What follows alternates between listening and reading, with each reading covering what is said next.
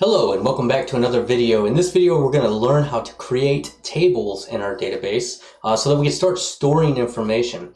Now this is going to be a little bit more of a complicated thing, but I don't know how to show you how to use tables until we create one. So if you make it through this video, you're going to be really set to understand databases for the most part. So pat yourself on the back because I'm telling you now you can do this. Alright, so I have my terminal open here. And I just want to make sure that my server is running. So just type in your command to get examp up and running. It's the same command that you used in the last PHP lesson. So for me, it's examp start. And I'm going to put in my password here. And you can see that mine is already running. I'm going to go ahead and hit clear now. And I am in my home directory here, which is just denoted by the tilde here. So in order to connect to my MySQL database here, I'm just going to type in /opt lamp /bin /MySQL -u root. Once I've done that, I brought to my MySQL or MariaDB prompt here. And inside, one thing we haven't shown yet, we want to connect to our database. So if I do show databases, what we want to do is work in this DB database, and we're going to be working in this DB database for the rest of the chapter.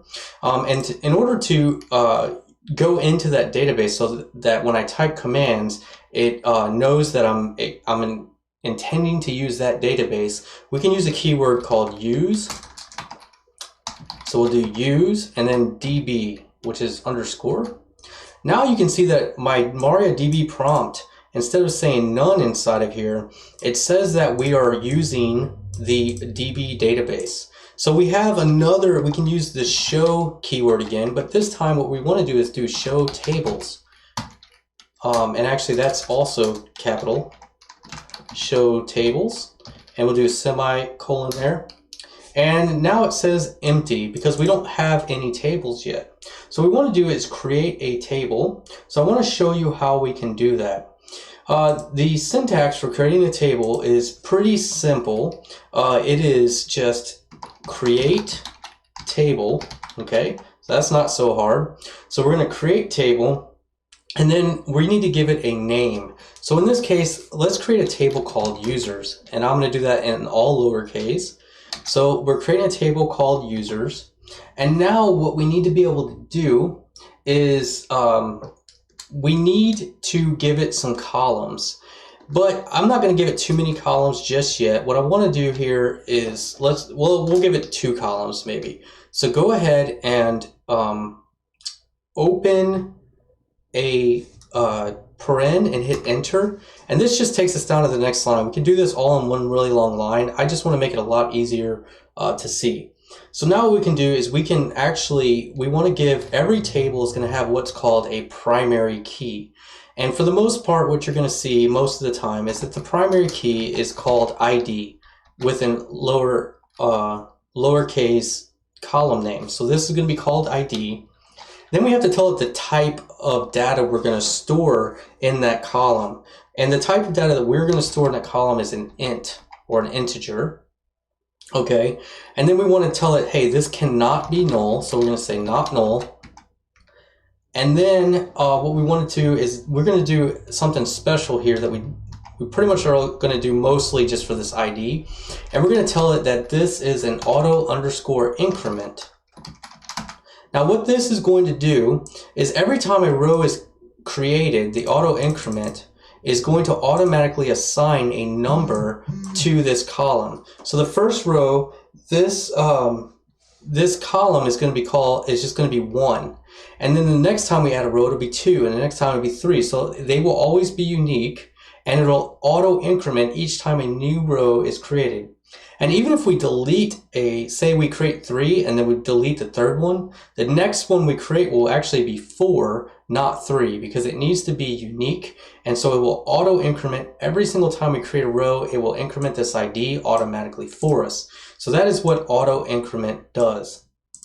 Okay, the next thing that we're going to do is let's go ahead and do a comma here to tell it we want to add another column to this. And for now, let's just do a username.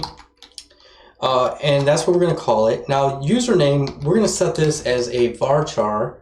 Now, varchar is a variable character, is what it's short for, and that means it's going to be a string, but it can be special characters. It can be alphanumeric values, like it could be basically any letter of the alphabet or numbers, but it's going to be a string. And what we need to do though is tell it how much space we want to set aside, or how much memory we want to use. So for this, what we'll do is we're just going to do 255.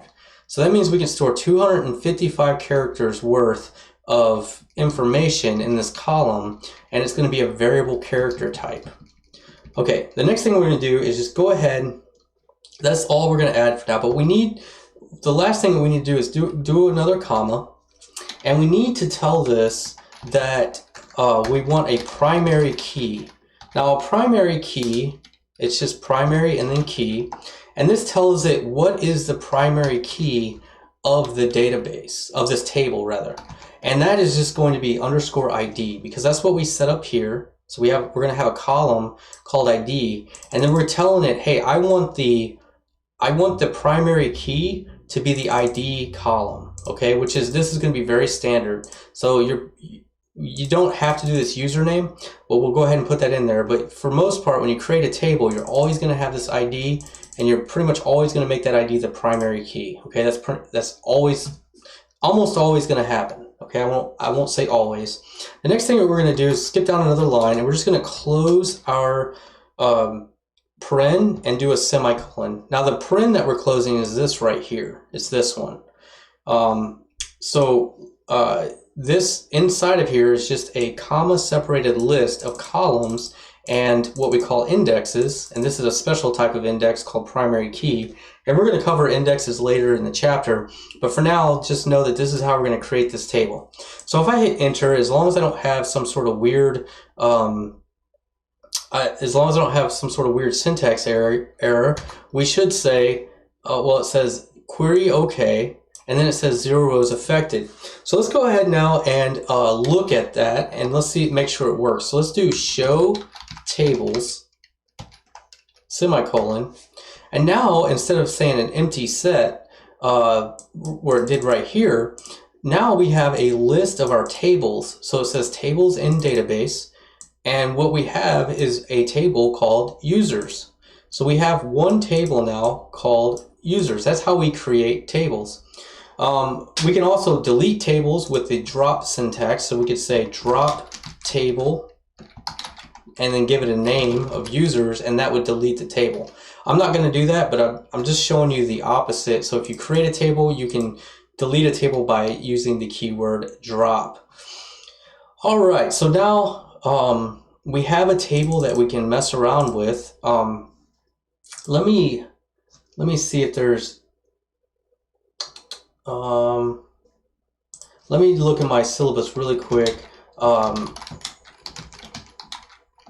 and see if there was anything else I wanted to show in this video before we end the video really quick. So just bear with me a second. I guess the one thing that I do want to show you while we're still here, since we did create this table, let's go ahead and show the schema, or show all the information about this table. So what we can do is we can type the keyword describe, and then we can type in the database and table name, but we're already using DB, so all we have to do here is just type users. So describe users, semicolon, hit enter, and now you can see a list of all the columns. So it shows, they call them fields. So we have a field called ID. It's a type of integer. It can't be null. It has a key of primary, so it's a primary key. There's no default value set for it, and the extra information here is that it is an auto increment field, meaning it's going to auto increment every time we create a row. And then we have an additional field that we created called username. We set that up as a variable character with a length of 255. It can be null. There is no key or index with that one. Its default value is null, which is nothing. and there's no extra information. So we have 2 rows or 2 fields in our database. Okay, so that's cool. So I think we'll leave it at that for this video. In the next video, I think what we're going to do is start showing how we could add more columns to this table. So we'll show you the command to add columns. So I will, sorry about all the stuttering there, but I will see you in the next video.